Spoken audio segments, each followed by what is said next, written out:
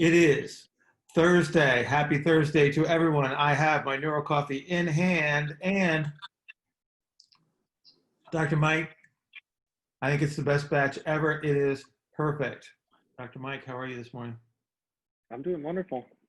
Yeah, you look Yeah, good. You look doing good. very good. Yeah, you need a t-shirt hoodie though, apparently. I know I need a t-shirt hoodie, but I'm Yeah, not going to ask for one. That's pretty much that would be the wrong thing to do. it would be the wrong rule number one, wrong thing to do. We did some training where I was. Um, it was really when you were. I'm gonna not. It's not that you when you were first really getting into aerobic conditioning, but I would say it was really when I first got from you an emphasis on aerobic conditioning, both through circuit training and through cardiovascular work, and how you're really using that to build aerobic bases in your athletes. Right. And so I was just wondering, like, how your thinking on that has evolved over time. I am trying to become the master of simplification. Mm-hmm. And so I am looking at everything from the perspective of what do you need to be able to do.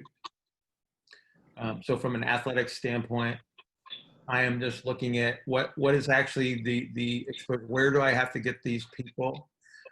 Like from from the game related stuff. So rather than looking at it from trying to affect one element of the energy systems as we would look at them, right? So they break it up into the three primary contributors, and I don't do that anymore. I look at the exposure of intensity, duration, and all the factors that I can access to what an athlete may be exposed to, and I move them towards that. With the full understanding that if I get a guy that comes in with like a ridiculously high heart rate, like he's sitting there with a resting heart rate at 75 or something like that, I know full well that he's not going to respond well to a higher intensity output right away, or he will, and it will top out very, very quickly. Mm-hmm. Yeah, so in those cases, you have to start farther away from where they're going to end up, right? Because there probably is an element of construction in regards to the stuff that produces the energy. So I don't want to talk about mitochondria, specifically, because I've never measured the number of mitochondria in anyone's muscle cells, so I really don't know. But that I do have that understanding that there will be enzymes that have to be produced. There is machinery that needs to be produced that may be supportive of that. There's also influences, from a neural aspect that are in effect. If I do have somebody that comes in with a high resting heart rate, these are the things that I can't measure. So I have to look at this from the perspective of, okay, what do they actually need, and what do they present, and then how do I close that gap? So it's not like writing any other program. It's like, what is your foundational exposures? My assumption is that if somebody comes in with a high resting heart rate, that they have not had any exposure to a long duration endurance type of program that would actually provide a foundation for me to build something upon. So if somebody comes in and they've never strength trained before, you got to teach them you got to teach them how to do exercises, and then you got to establish some foundation of physical capacity that you can superimpose intensity upon. So it's the same rules. I don't change that.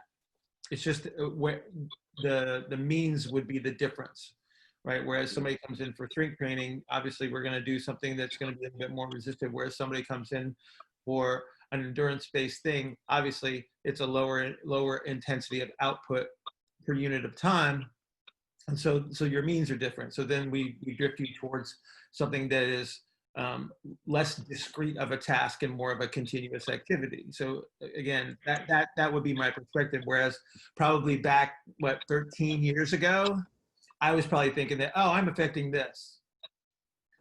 Whereas I have that understanding, I have an understanding of the energy systems, but the reality is, it's like I have no idea when you're using one or the other at any moment in time. And if I can't tell that, then why should I worry about it in regards to how I'm writing the program? What I want is an outcome.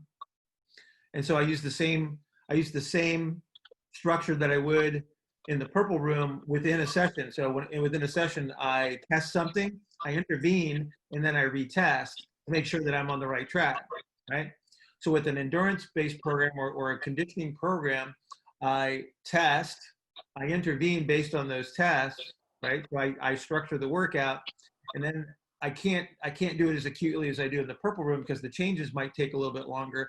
Again, because if machinery has to be constructed and adaptations have to be promoted, that might take a couple of weeks to even notice any difference. And so my testing is spaced out a little bit more, but it's literally the same process because I can't project 12 weeks out what the outcome's going to be. But I can make sure that I'm on track to get you to where I think you need to be. So I just have to have a beginning point and an end point and close the gaps just like I do with any other aspect of the program. I don't look at it any differently than anything else that I do. And Adam could probably speak to this quite well. And I don't know how much control you have over like practice and things like that, because I don't think that, do you control any of that? Sometimes when it comes to a rehab case, Mike, the thing I would say too, Mike, is there's a lot of literature out there now, almost in every sport, that looks at game analysis of physical outputs too. So you could like kind of, depending on the sport you're in, kind of see what some normative data is, and it might not necessarily apply to exactly to your athlete, but it might be a decent starting point. It's like when I was in soccer, like that's when the GPS stuff was taking off. So like a decade ago, you could really see what each league around the world, what each position was expected to do in a 90-minute game. Same thing in basketball now. They're starting to do that too. I know lacrosse has some, football has some. So even if it's not specific to the athlete, like, yeah, it'd be nice to see, okay, what's your X amount of sprints or X amount of change of directions you do in a game, and that's your starting point for what you're trying to get to. Like Bill was saying, what's the end goal?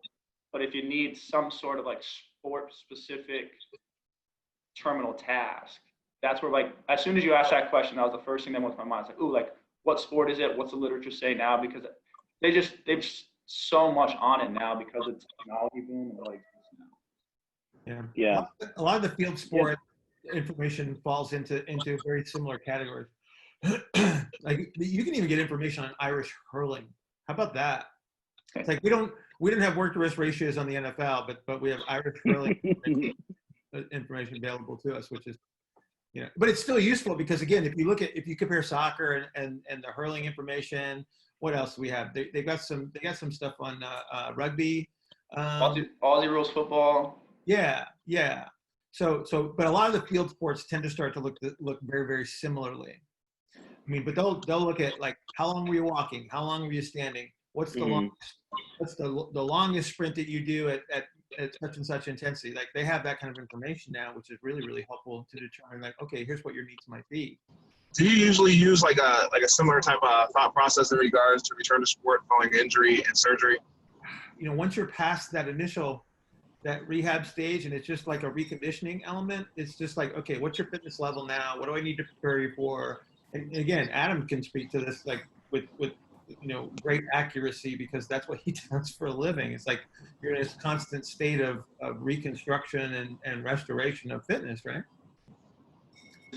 Once you get past that initial, like we refer to as like the health and therapy phase, where you're really trying to manage the acute infarct, whatever tissue was affected. If it's an ankle sprain, you're trying to manage that acute swelling, that acute pain.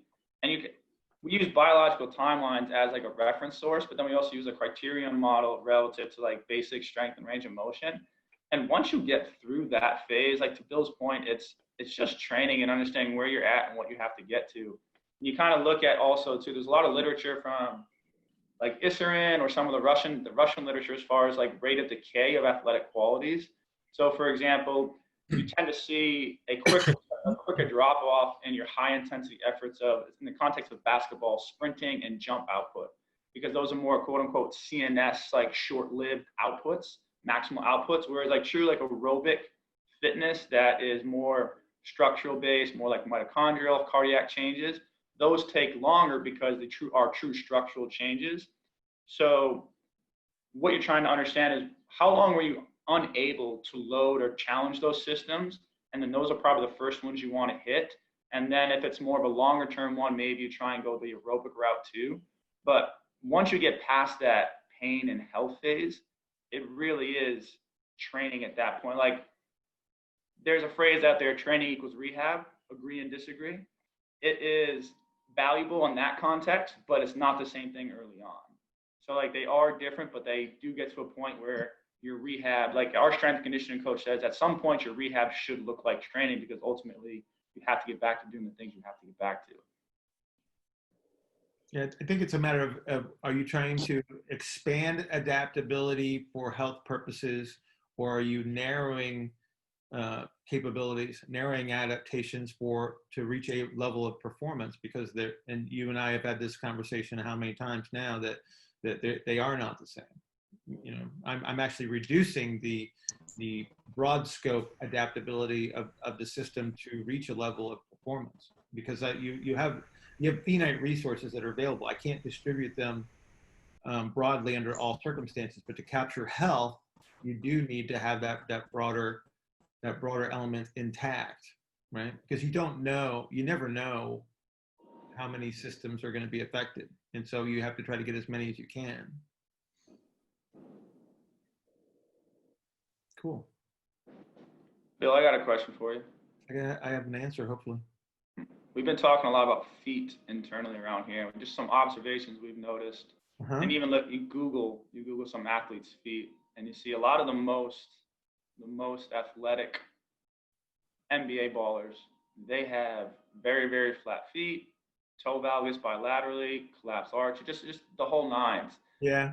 Versus also we see a lot of the complete opposite spectrum, the very high arch, pedicabus, very rigid foot. Yeah. And we've started to notice, again, observing those that tend to be very, very flat, collapsed feet also tend to have a lot of bounce and are considered like your high flyers, your dunkers. And then some of the rigid ones we've seen are just kind of stuck in the mud a little bit. Yeah. You want to talk about that? Yeah, let's talk about this is actually really cool. Hang on. Let me get my foot. All right. Here we go. I'm gonna pin my screen because I want it to be big on video. Okay. Can everybody see my foot? Okay. So you got 3 feet to worry about. Okay. You've got an early propulsive foot. So the early propulsive foot is what people would consider this supinated looking foot, right? So the tibia is behind the ankle, and I got the big arch, okay? And then my big toe kind of wants to touch the ground, but it's probably not really good at touching the ground. I might have to plantar flex it a little bit to get it to the ground. So that's an early propulsive foot, okay? So under these circumstances, I got a talus and I got a calcaneus that are moving together. As that heel breaks the ground, I am producing the maximum amount of force into the ground, okay? Follow so far. So that's an important point. Then the tibia keeps going forward and it lifts up my heel and I go up over the foot. And that is, again, no relative motion between the calcaneus and the talus. That supinated foot and that supinated foot are not the same. So a late propulsive foot is not the same as an early propulsive foot, even though they've both been termed a supinated foot.